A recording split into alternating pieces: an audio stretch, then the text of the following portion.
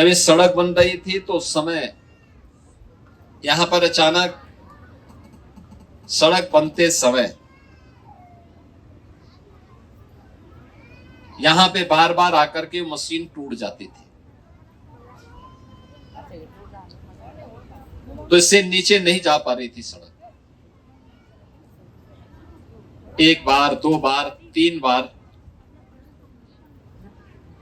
तो मुझे कहीं से जानकारी मिली कि सड़क हम आगे ले जाना चाहते हैं लेकिन वो आगे बढ़ नहीं पा रहा है। मैंने कहा कहां पे है स्थान? उन्होंने कहा वे, हमने कहा वहां पे तो एक देवता का स्थान था, और मैंने कहा लगता है कि उनकी अवमानना कर रहे होंगे इसलिए। तो उन्होंने कहा कि क्या हो सकता है? मैंने कहा भी देखो, वहां पे पहले पूजा होती थी, मैंने पूरा नक्शा देखा नहीं, अगर आप मेरे सामने कोई नक्शा लेके आएंगे तो मैं आपको बता पाऊंगा क्या स्थिति है। खैर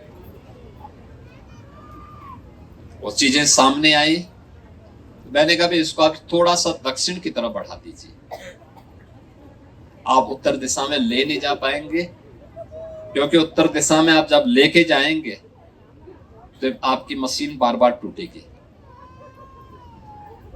अक्सर होता है कि हम सब उन शक्तियों को देख नहीं पाते, हम हमेशा सच उसको मानते हैं जिसको हम अपनी आंखों से देख रहे हैं। उन अतीन्द्रिय शक्तियों को जो हमारी इंद्रियों की नजर में या उनके स्पर्श से दूर रहती हैं, उनका एहसास हम नहीं कर पाते, क्योंकि हम भौतिकता में इतने लिप्त हैं कि हम स्वयं के बारे में सोचते हैं। तो मैंने कहा उस ताकत का एहसास पहली बार में ही कर देना चाहिए था, जब पहली बार जेसीबी टूटी थी, और बार बार टूट रही है तब भी समझ में नहीं आ रहा है। तो अच्छा होगा कि आप उसको थोड़ा दक्षिण में ले लो। उन्होंने कहा साहब दक्षिण में लोग मुआवजा मांगेंगे। मैंने कहा भी देखो, एक बात मैं आपको बता दूं कि दोनों तरफ वह हमारे ही परिवार से जुड़े हुए लोगों की संपत्ति है, और जब उत्तर वाले की मुआवजा नहीं मांगा है तो दक्षिण वालों का कोई मुआवजा नहीं मांगेगा। सड़क का काम है, सार्वजनिक काम है, और ठीक बात है कि हम मैदानी क्षेत्र में होते तो मुआवजे के लिए लंबी लाइन लगती, यहाँ पे सब सड़क बनी तो कोई मुआवजा भी नहीं मांगा है। तो मैंने कहा भी सड़क सबकी आवश्यकता है, सार्वजनिक कार्यों से सबको चलना है, तो वहां के लोग देवताओं के प्रतिनिधि हैं, तो स्वाभाविक रूप से कृपा तो अपना कर ही देंगे, चिंता मत करो, कोई मुआवजा नहीं मांगेगा, आप थोड़ा सा उसको नीचे लेके चलो।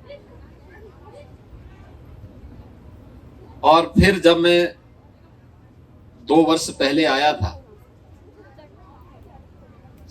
हम लोग आए थे, तब हम लोग ठांगर में बेसिक शिक्षा परिषद के स्कूल में जो कार्य हुआ था, तो उसमें भरतिया जी को उन्होंने किया था, उनकी टीम ने किया था।